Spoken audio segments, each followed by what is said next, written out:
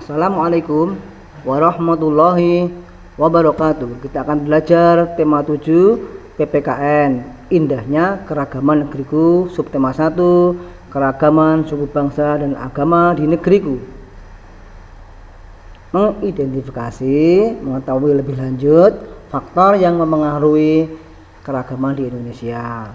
Keragaman yang ada di Indonesia dipengaruhi oleh agama, suku bangsa, dan bidang pekerjaan. Keragaman agama terjadi karena letak Indonesia yang cukup strategis. Dari suku bangsa, Indonesia merupakan negara kepulauan yang menyebabkan munculnya beragam suku di Indonesia. Ada suku Jawa, suku Minang, Sunda, Madura, dan lain-lain, banyak sekali. Dari bidang pekerjaan, keragaman muncul karena dipengaruhi kondisi alam dan kebutuhan manusia. Sebagai contoh, masyarakat yang tinggal di dataran tinggi, di pegunungan, tentu memiliki aktivitas atau kegiatan dan kebutuhan yang sedikit berbeda dengan masyarakat yang tinggal di pantai. Kalau di pantai kebanyakan nelayan, kalau di pegunungan barangkali bercocok tanam ya, petani. Kemudian keragaman agama, suku bangsa, dan pekerjaan merupakan kekayaan alam, kekayaan bagi negara kita.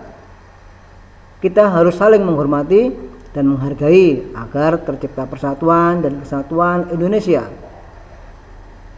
Sikap persatuan dan kesatuan dapat dilakukan dengan cara-cara berikut, diantaranya: yang pertama, mau berteman tanpa membeda-bedakan agama dan suku bangsa.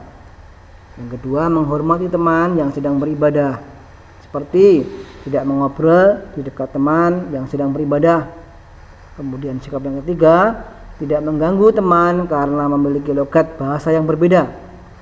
Yang keempat, menghormati setiap pekerjaan yang kita temui, seperti menghormati petugas kebersihan di sekolah. Jadi, apapun pekerjaannya, kita harus menghormati dan menghargai, tidak boleh menghina, apalagi merendahkan. Berikut sikap menghargai keragaman suku yang ada di Indonesia. 1. Menghormati orang yang berasal dari suku lain. 2. Menerima perbedaan fisik setiap suku. Yang ketiga, merasa bangga pada semua suku di Indonesia. 4. Berteman tanpa membedakan asal suku bangsa. Yang kelima, mendukung kegiatan masyarakat meskipun berbeda suku. Jadi walaupun berbeda suku, kita tetap bisa bekerja sama, tetap bisa bergotong royong satu dengan yang lainnya. Kemudian menjelaskan cara melestarikan bahasa daerah. Manusia merupakan makhluk sosial yang membutuhkan orang lain. Jadi kita tidak bisa hidup sendiri, pasti membutuhkan orang lain. Saat berinteraksi dengan orang lain, dibutuhkan bahasa untuk berkomunikasi atau berhubungan. Walaupun memiliki bahasa pemersatu, yaitu bahasa Indonesia, tapi Indonesia juga memiliki beragam bahasa daerah. Ada bahasa Jawa, Madura, Sunda, dan lain-lain. Nah, keragaman bahasa merupakan kekayaan bangsa Indonesia yang harus kita banggakan dan lestarikan.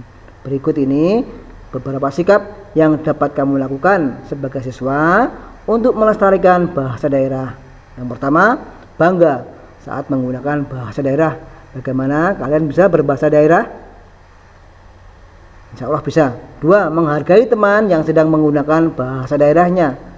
3. Mau mempelajari bahasa daerah lain. Dan keempat, tidak menghina bahasa daerah lain.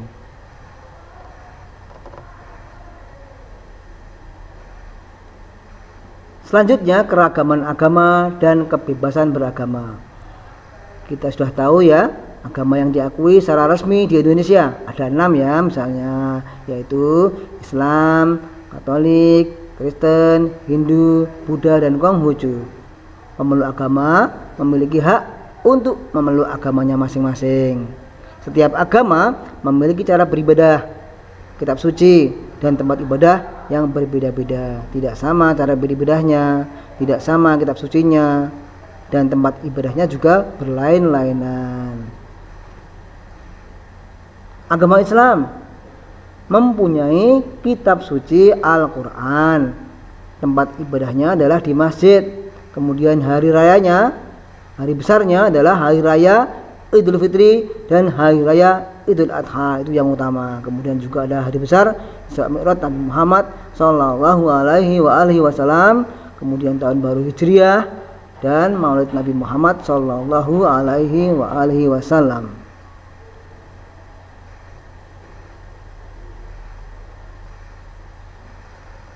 Agama Katolik, kitab sucinya Alkitab. Tempat beribadahnya Gereja Katolik. Kemudian hari besarnya hari Paskah atau wafat Isa Al-Masih.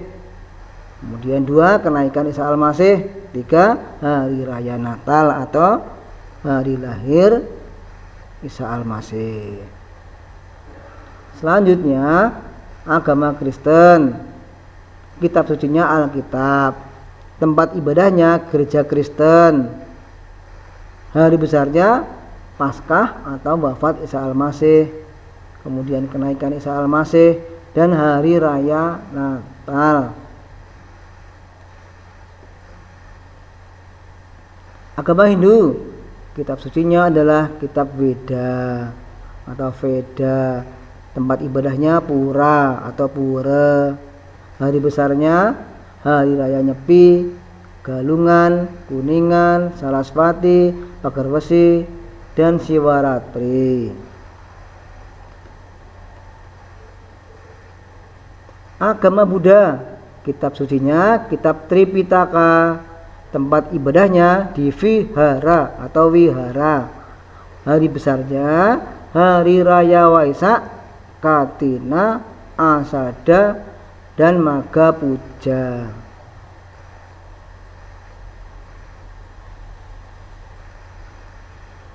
Selanjutnya yang terakhir adalah agama Konghucu.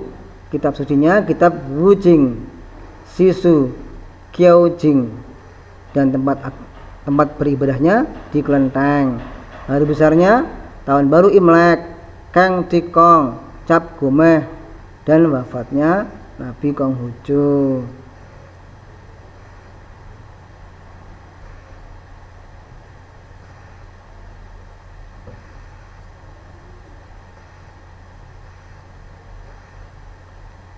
Nah, sekarang sikap yang baik terhadap pemeluk agama lain.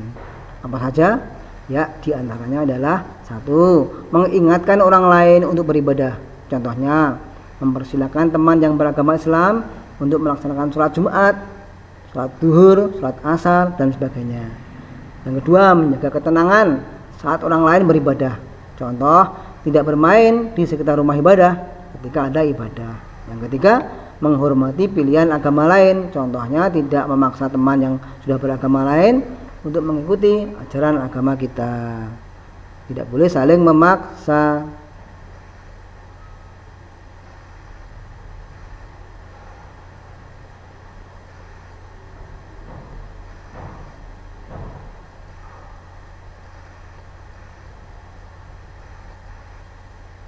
Yang keempat, menghormati tempat ibadah agama yang lain. Contohnya, tidak boleh mencoret-coret dinding tempat ibadah, baik tempat ibadah kita sendiri atau tempat ibadah teman kita yang beragama lain. 5. Menghormati upacara keagamaan yang dilakukan agama lain. Contohnya, tidak mengambil makanan persembahan atau memadamkan dupa. Demikian ya, terima kasih, semoga bermanfaat. Wassalamualaikum warahmatullahi wabarakatuh. Tetap semangat dan ceria.